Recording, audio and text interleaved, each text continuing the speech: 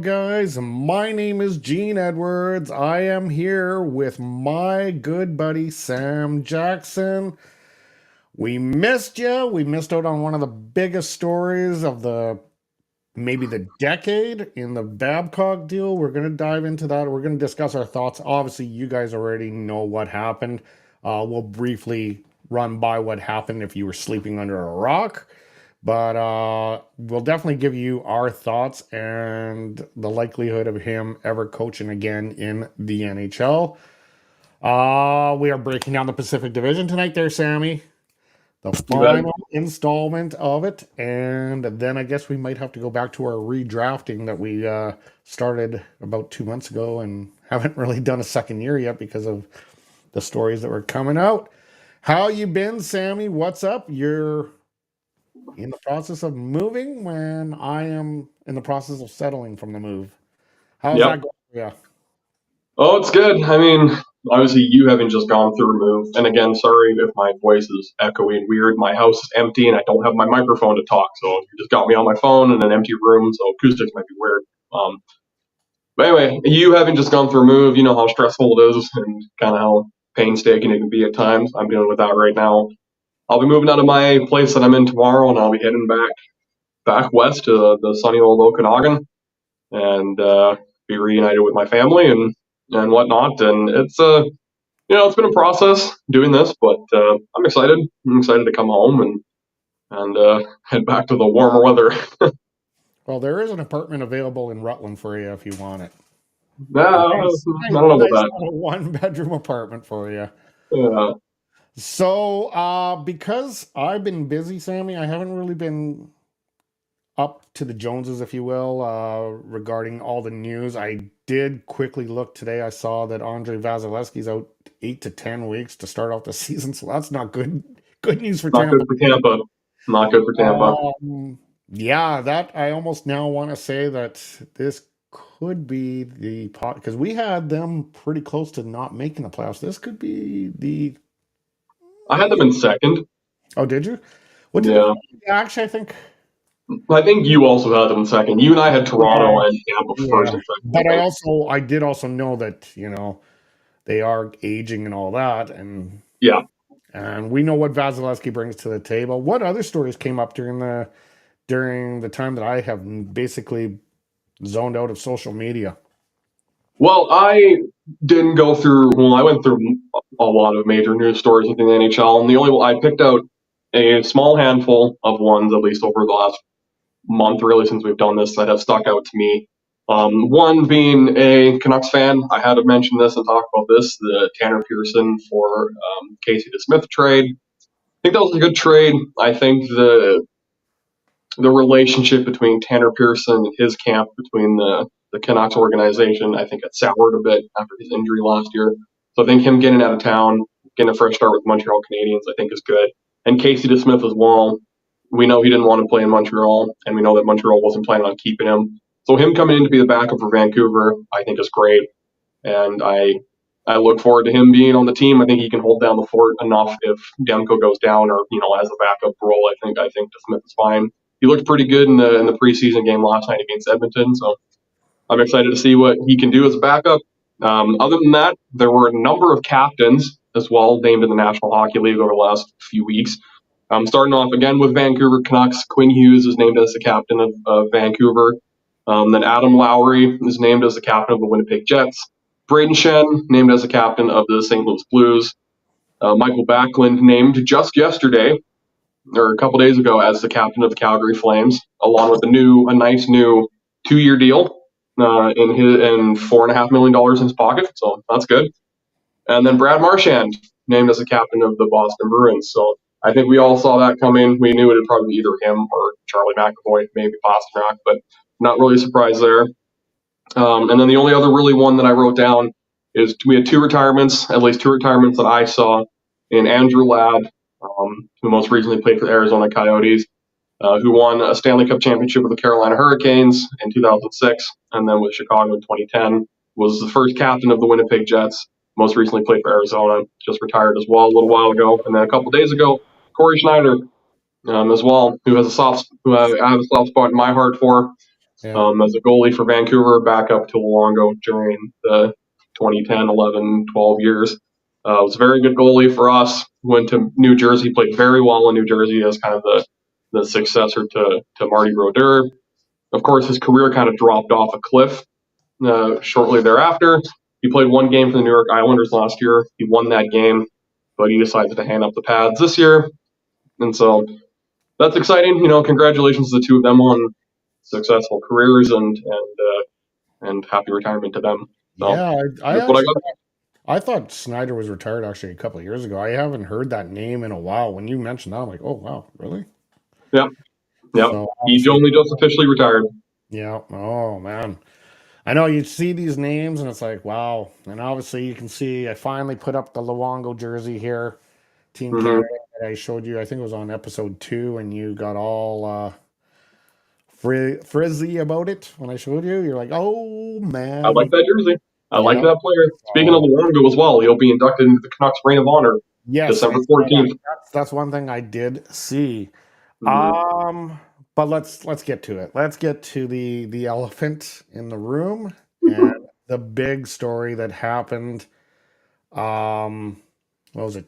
2 weeks ago now, I think it really started unfolding on Week, spitting chicklets. I think about a week and a half. A couple weeks ago was when the rumors started. A week and a half ago was when it became official. And the only reason I remember this is because I was standing in church and I got the notification on my phone. And I looked at it and I started talking to a couple buddies at church, and we were like, "Holy crap!" So And I got the wrong graphic up. Okay, there's the right graphic. Yeah, yeah. When so this started off with spitting chicklets, and it got pretty verb. So we're just going to give the quick rundown because right now this is pretty much an old story. Started off with Paul yeah, Bissonnette going on spitting chicklets, calling off Babcock for uh, getting information from Columbus Blue Jack players that Babcock was or I don't know about demanding, but basically telling, "Hey, let me take a look at your pictures on your iPhone." Like this is an employer basically saying, "Hey, I want to see what kind of," basically trying to see what kind of character. It was pretty much put to rest when Johnny Goudreau kind of let it go, and the captain, Boone can't think of his Jenner, name right now, Boone Boone Jenner. Jenner. Yeah. They kind of put it to rest because it was like, oh, it's not a big deal. But then it later came to surface that they feel that there were some younger players that actually did not feel very comfortable with this and maybe his approach. And it was later also acknowledged that he was looking at the camera rolls on their phones for about 6, 7 minutes, like a very lengthy, healthy time. And there's some personal stuff on people's. I have personal stuff on my camera roll. I don't want people looking at that stuff. Mm-hmm. Um, and obviously, Bissonnette really got with some verbal expletives. We won't get into that. But I want your thoughts before I dive into my thoughts. What are your thoughts on this whole thing? Look, if I ever had, or will ever have an employer ask me for my phone and say that he wants to look through my pictures, or he or she wants to look through my pictures and wants to look through my files and wants to look at my notes app or whatever, I'm gonna tell them no. Like that's me, because like you said, some people have very personal stuff on there. I mean, a lot of people, most people, probably everybody has something personal on their camera roll, on a notes page, or an email or a text message that they don't want somebody else to see. Like that's just a reality of being a human being. That's the reality of having a cell phone and having conversations with different people. You're gonna have things that come up, things within your phone, your life, that you're not going to want people to know about. Like that's just how it is. I talked to a friend of mine about this the other day. A lot of those young guys, or even some of the older guys, married guys, like or that are married or have girlfriends or wives, they might have pictures of their significant others on there that they don't want anybody else to see.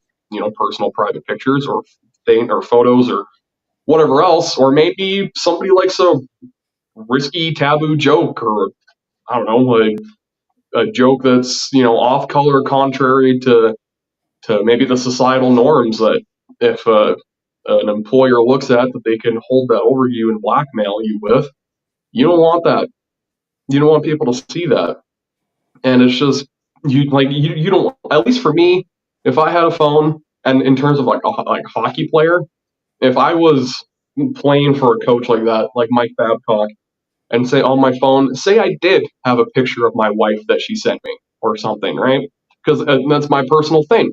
But my coach now sees it, and I have to think about my coach now looking at me, blackmailing me with that, or I'm not going to bring my wife around him anymore because that's just uncomfortable. Because now you have to tell your wife, oh, hey, by the way, he scrolled through the pictures and he saw something he shouldn't have of you.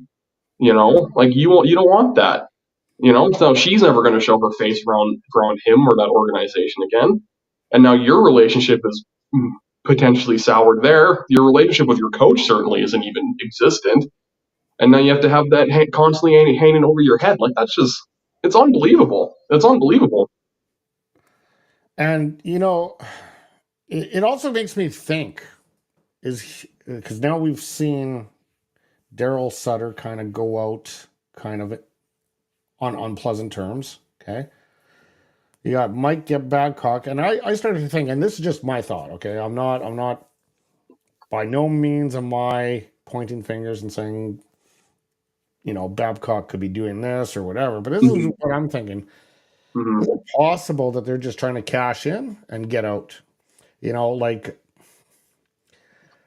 how after 5 years of not being in the NHL because you've done some pretty shady stuff to Mitch Marner, and we know the story is there of basically a young Mitch Marner while he was coaching the Toronto Maple Leafs. Babcock basically asked him to rank his teammates from best to worst, and then he exploited it amongst the teammates in the dressing room, calling and making Mitch Marner look like an absolute ass in front of his whole team. Mm-hmm. And basically, that led to his dismissal from Toronto. So obviously, the conduct should have been something that he was thinking about for 5 years when he got this opportunity with Columbus. And then the fact that when he wrote his statement on him resigning, he never ever acknowledged any responsibility or blame. He basically said he was a distraction. That was very well written to the point of saying, hey, I got no blame and there might be some legal action coming forward and he may get some sort of settlement still out of this. I don't know. All I know is it's it was bizarre, man. When this all fell down, it was bizarre, and then it just got worse and worse, and then you had Ryan Whitney pipe up on Spitting Chicklets, and then you hear from some former NHL players that have had some extreme issues with him. From I think it was Franzen in Detroit. Uh, Johan Franzen had pretty bad experience with him. Chris Chelios talked Chris about Chelios. how Mike Modano was at 1,499 games, and at Yeah, the last game of the season, Modano could have hit 1,500. yeah. Um, But who? and knowing that that was probably his last season, Babcock Yeah. scratched him so Who? he didn't hit 1,500. Who did Mike that? Commodore as well had Commodore. complaints about him. Like there are lots of players that have come out, especially recently, but over the years, that have called Babcock Yeah, gutless, worst coach they've ever coached or they've ever played for. Some people called him the worst person they've ever met. yeah. Yeah. So those of you that are aware with what's been on social media about this, basically my sentiments are the same. Like, what a horrible person would do this kind of stuff, especially if you look at his history, like the Mike Modano, the Johan Franz, and the Commodore thing. Commodore was on Spitting Chicklets a couple of years ago, and he mentioned how he was kind of on his last legs, and Mike Babcock, hey, Commie, I need you to come on the team. I need you to come. And Commie was hesitant because he had previous interactions with him that didn't seem to work. And he goes, Mike, do you promise me you're going to play me? Mike's like, yeah, Commie, you're going to come. You're definitely going to be a plug. You're definitely going to play. Didn't play. Mm-hmm. That was the end of his career. And Mike Commodore now thinks the way he does. Anyway, yeah, obviously this is an old story. It's just like I said, we were away for the last 2 weeks as I moved to Vernon to my new home. I love it. And Sammy, you're gonna have to come here sometime. We're gonna have to broadcast out of the home sometime now that you're in Kelowna. For sure. Let's go on to what we deem is going to happen in the Pacific Division and how it is all going to unfold. Well, we see the Stanley Cup once again stay in the Pacific Division. We'll find out as we roll down. And I'm going to start off with San Jose being in dead last. They weren't very good last year with an amazing Erik Karlsson. That's all I'm going to say about that. I don't have any argument. I have no argument. San Jose have an 8th as well. I don't think I need to elaborate. Yeah. Okay, let's move on to 7th. In 7th, who do I got in 7th? Honestly, because of the move, I had to really kind of think. If it's not who I have in 7th, I'm going to question your... Anaheim. I got to take Yeah, okay. I was like, if you pick anybody other than Anaheim, I'm going to question your brain. Yeah, I got to take... Well... Okay, so you're obviously with the same thing. Okay, so basically we can breeze through these ones because we know what's going on. I'm going to take Calgary in 6th, though. I just think there's too much change. And it's either going to go one way or the other way, and I chose the negative way. Either they're going to explode and have a really good year, or they're going to have a damning year. And who do you have 6th? I also have Calgary in 6th place. Okay. This is a first, dude. I know, right? Can we get a queen sweep? Can we get the sweep right through? We'll see. Probably not. There'll be a change or two. Calgary's, well, I don't know. I want them to do good. I like Calgary. I want them to do good. I just don't know. Like you said, I think they've had too many changes. A new coaching staff is either going to completely electrify them, or it's just not really going to do much. Michael Babcock has a new contract, but Elias Lindholm still needs a new contract. Hannafin, his whole situation is still kind of up and down. Who knows? If they're out of the playoffs by the trade deadline, then you got to think that Lindholm on his last year is gone. Hannafin's probably gone. Maybe you trade Anderson. I don't know, but yeah, I don't know. I don't see them being in the playoffs. I don't see them being bad, but I don't see them being good either. Yeah. Yeah, I'm pretty much, my sentiments exactly the same. I mean, there is going to be an adjustment period. It's an unproven GM. I think an unproven coach too. Is this his? I believe it's Brian Huska. Yeah, that's his first stint as a coach. So, yeah. But again, in the NHL at least. Yeah, again, I mean, the fact that they don't have to deal with Sutter and that, there might be just a sense of wanting to play really good. And from what I hear, he's a real good people's person. So that's what I've heard. He coached the Kelowna Rockets and had fantastic and raving reviews there. So we'll see. Sammy, I got your Canucks in 5th. I just don't think they made enough improvements, really. It boils down to the improvements. I just can't see enough out of them. You? I have them in 5th as well, and I do think that they've improved. Sweep here. Improved at this point. I do think they've improved. Have they monumentally improved? No. But have they improved? Yep. I see them being the second wildcard team. That's my predictions. Their second wildcard team because the Central Division sucks, to be honest. Outside of Colorado and Dallas, who are locked for first and second in either order. After that, who knows how that division's going to unfold? Winnipeg could be third. St. Louis could be third. Nashville could be third, or Minnesota. Who knows? That division from 3rd to 8th is a crapshoot. I mean, Chicago and Arizona are probably bottom, but in between, who knows? Nobody's making a wild card out of the Central. So I have Vancouver being the second wild card team. they will probably. That being said, them being the second wildcard team, they play the first team in the conference, which is probably Colorado, Dallas, or Edmonton, and they probably get smoked, which I'm okay with. But if they make the playoffs, fine with me. At least that'll be kind of something fun to watch. Yep. Yep. So, does the clean sweep continue? I got LA Kings next in fourth.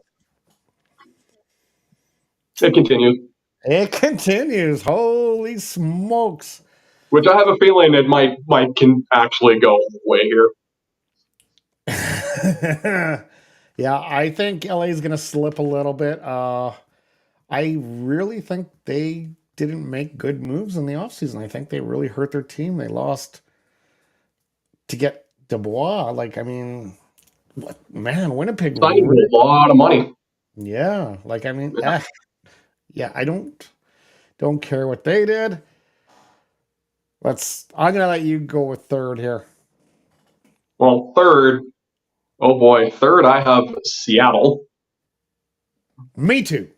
Yeah, I figured as much. I was like, yeah, I have the Seattle Kraken in third. Well, I guess we have the Seattle Kraken in third. We promised we didn't talk about this before, and this is genuinely our reactions are current.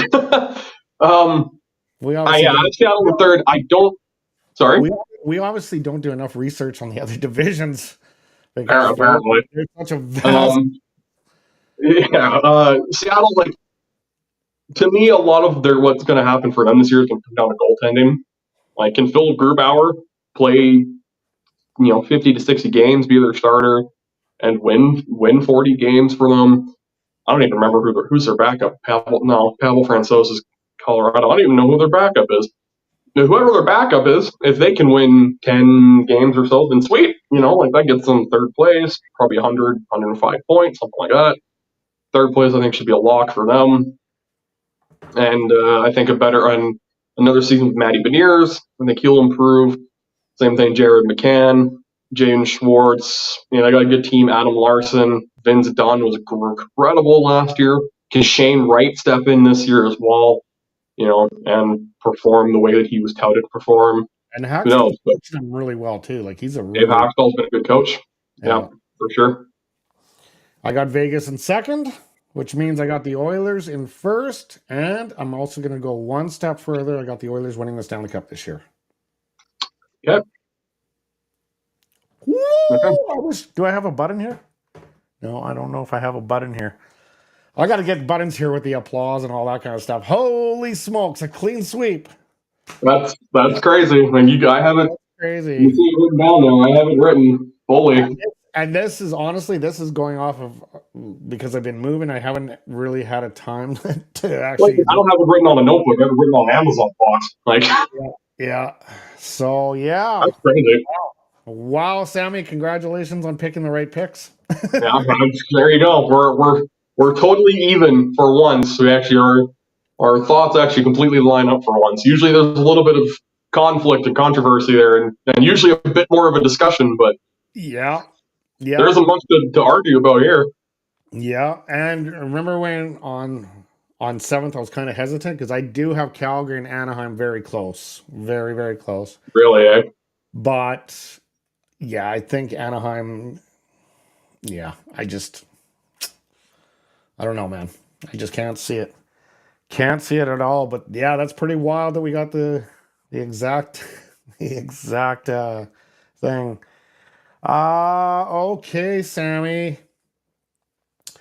Let's wrap this one up for this week. It's good to be back. Again, guys, we try to bring this live. We're a growing channel. It is two guys that talk about hockey, that love hockey, that give you our insight on hockey. We report some news. But we definitely would encourage having your guys' support on this channel and coming in, asking us questions, and applauding us on a clean sweep for today would be pretty rad. Sammy, let's wrap this one up. 25 minutes right now. Let's wrap this up and call it an episode, and then we'll see you guys. Well, I'm gonna have to touch base with Sammy. We're gonna try for obviously our Saturday episodes. But obviously that's a shuffling thing. And going forward, I'm going to be doing lubed only twice a week as well. I'm going to be doing that on Sundays and Wednesdays, potentially changing if it's a game night or not. But I need to focus on a lot of other stuff here, so cannot do it full time. If there's any questions out there, we will definitely answer them. There is one viewer watching right now. So if you have any questions for us, we'll stick around for a couple of minutes. But other than that, I think we will wrap it up. But yeah, Oilers to, and you have the Oilers to win the cup, hey? No, I don't have Edmonton to win the cup. So Okay. I have Edmonton making the finals though against Carolina, but I have Carolina beating them just like they did in 2006. Oh, wow. No, I think you're dead wrong there. You are wrong. Wrong. There's only one way to find out. We both had Boston and Edmonton to make the finals last year. Neither of them made the finals, so we'll see. That would be cruel. Anyway, Sam, it looks like we're not going to have any questions, so send us on our way, and we will see you guys next week. Yeah, well, again, thanks for tuning in. Thanks for watching, whether live or after we post this. Again, like Gene said, we're just two buddies who enjoy talking about hockey, who really like hockey. We're excited. We are very excited for the season to start back up. So we'll even have more stuff to talk about rather than just spewing stuff off the top of our heads. But yeah, if you enjoy this, you enjoy what we do, enjoy talking about hockey, then join us for the ride. Hit like, comment, subscribe, and yeah, we'll talk to you next week. And Sammy, safe provincial travels. Thank you. Hopefully it all goes well and nice and smooth. And definitely you're gonna have to scoot your vehicle out here to Vernon here, and we're gonna have to do some. I'm gonna have to make some arrangements with seating here, but I could definitely make it work with a microphone for you and everything. So, anyway, guys, once again, thanks for tuning in. We will see you next week. Have a good one.